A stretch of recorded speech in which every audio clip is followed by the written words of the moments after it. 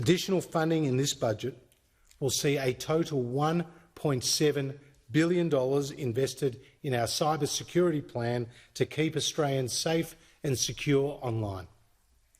A further $450 million is provided for our law enforcement and intelligence agencies to keep Australians safe from domestic and foreign threats. And we're also providing record funding for the Australian Defence Force as it continues to defend our interests abroad as well as come to our aid here at home. We saw them in action, evacuating families stranded by the fires at Malakuta, disposing of livestock that had fallen victim to flood in Julia Creek, and conducting over 250,000 COVID tests across the country. Our Defence Force is always there for us.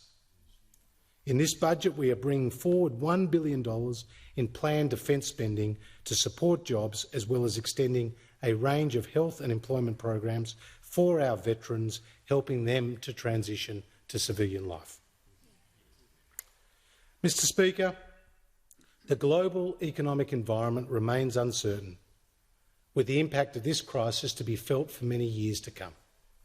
In Australia, the economy is forecast to fall by 3.75% this calendar year and unemployment to peak at 8% in the December quarter.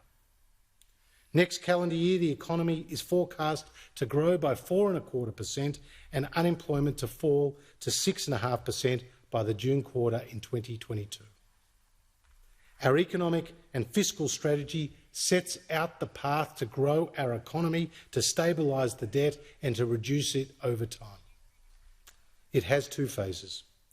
First, it focuses on boosting consumer and business confidence, growing the economy and creating jobs. And once the recovery has taken hold and the unemployment rate is on a clear path back to pre-crisis levels, comfortably below 6%, we will move to the second phase, where there is a deliberate shift from providing temporary and targeted support to stabilising gross and net debt as a share of the economy. We will then rebuild our fiscal buffers so that we can be prepared for the next economic shock. More people in jobs means a stronger budget position.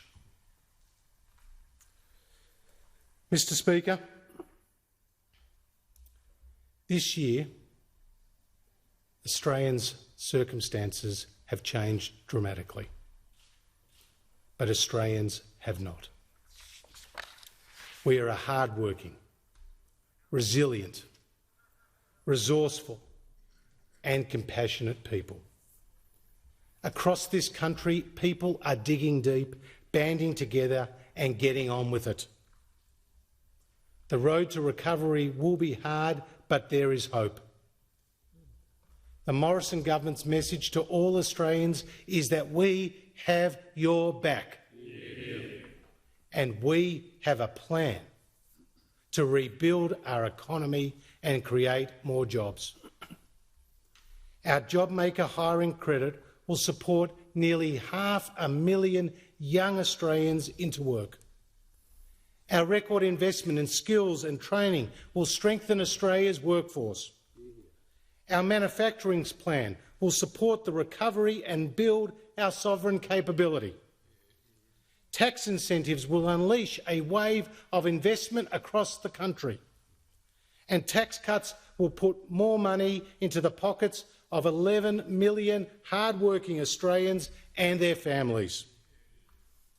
And we are building the infrastructure we need for the future. We are guaranteeing healthcare and the essential services that Australians rely on.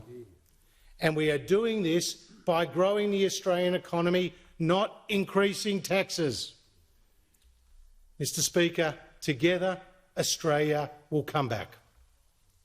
Together we will rebuild the economy and secure Australia's future. I commend this bill to the House.